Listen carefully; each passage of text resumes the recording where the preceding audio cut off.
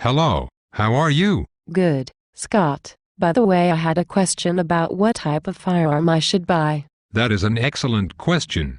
You have a lot of things to consider. I compare it to buying a car. You want one that appeals to you visually, but more importantly, how well it drives and feels. I never looked at it like that.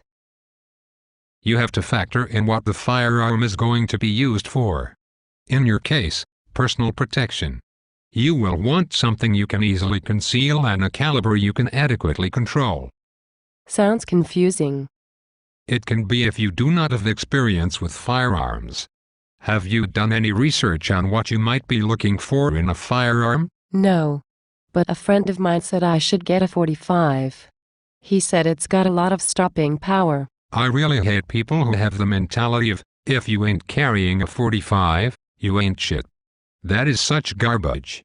I would not recommend such a large caliber for someone your size.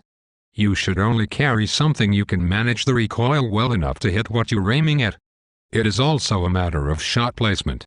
So many people get hung up on carrying a large caliber. So what do you recommend? For you, I would recommend something compact, but not too small. Something along the lines of a Car 9mm, SIG P250, or Ruger LCP M380, or even the Smith & Wesson Bodyguard M380. I am concerned about cost.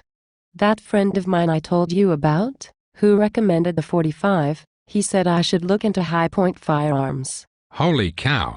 Your friend is a serious dumbass. High-point firearms aren't worth the plastic they're made of. I wouldn't try to kill myself with one of those things for fear it would malfunction. I sure am glad I talked to you before buying something. I would vent it up with some POS. My pleasure. Remember, buying the firearm is the easy part. Getting training is more important.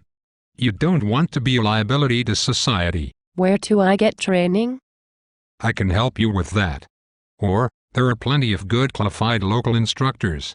I recommend Defensive Response Training, Mean Streets Tactical, or a good friend of mine, Bob Swainson. Just to name a few. Thank you for your time, Scott. You are welcome. Remember to tell your friend, if he wants to get rid of his high point, I have a boat that needs an anchor. I will give him $2 for it.